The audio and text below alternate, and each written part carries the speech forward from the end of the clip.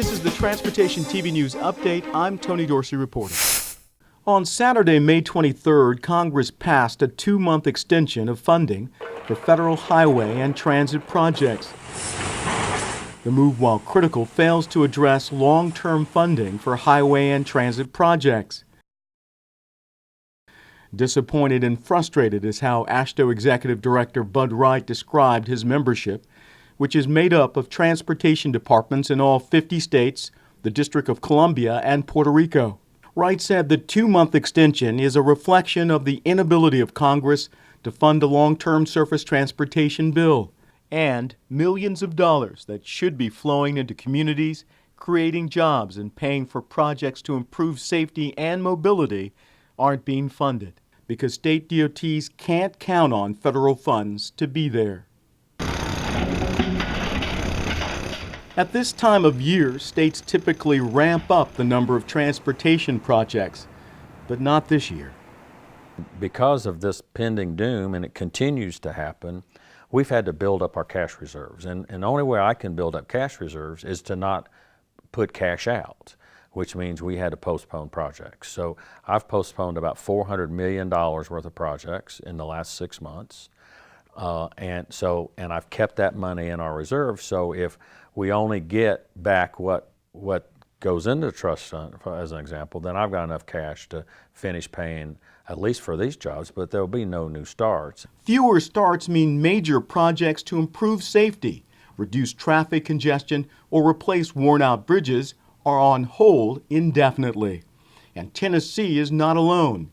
Utah, Georgia, Wyoming, and Arkansas have also announced project delays, adding up to more than $1 billion in those states alone. We have actually suspended our overlay program for this year, which is a very critical part of our maintenance activities around the state, especially after a harsh winter. But all in all, over $250 million worth of work has been pulled from lettings so far this year. Highway and transit projects are expensive, but they pay huge dividends to the economy through paychecks to workers, purchases at local businesses which support manufacturing and housing.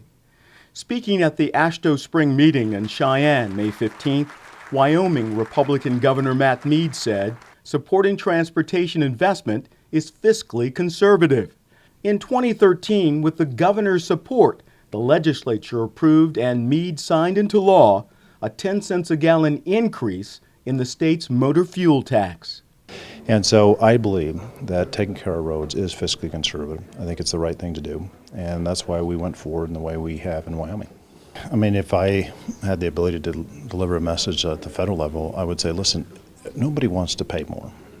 But we have to recognize, with more fuel-efficient cars, with more miles of roads, that there's not really an option. You're either going to say this is a priority or it's not. And how can it not be a priority when this is how we move around and this is how we move our commerce?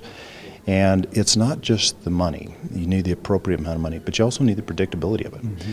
Because roads aren't planned, 3 weeks in advance. They're planned years in advance. And so, if I could have a message to Congress is, 1, make sure you have the right amount of funding, and 2, provide the predictability rather than we're going to have the money this year but not next year. The current extension of federal funding for highway and transit programs will expire at the end of July. What happens after that is anyone's guess, because Congress has been unable to agree on how to pay for a multi-year surface transportation bill. That's the Transportation TV News Update. I'm Tony Dorsey reporting.